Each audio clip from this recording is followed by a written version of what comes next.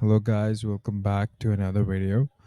And today we will talking about how you can get a logo created in Canva. So it's very easy. The first thing you need to do is you need to create an account on Canva.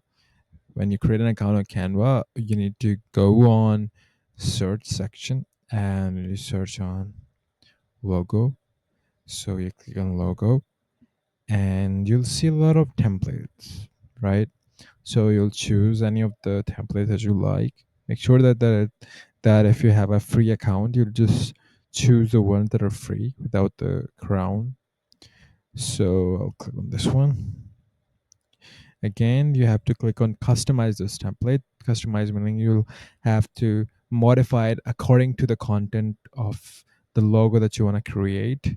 So for example, I will just change this to this, or I wanna do this.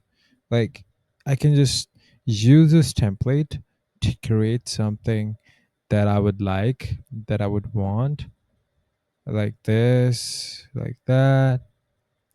It's pretty simple, and then you can just save it by downloading it, clicking on share, and you can download it. You can WhatsApp it, or you can public view link as well. So thanks for watching. Please like and subscribe the video.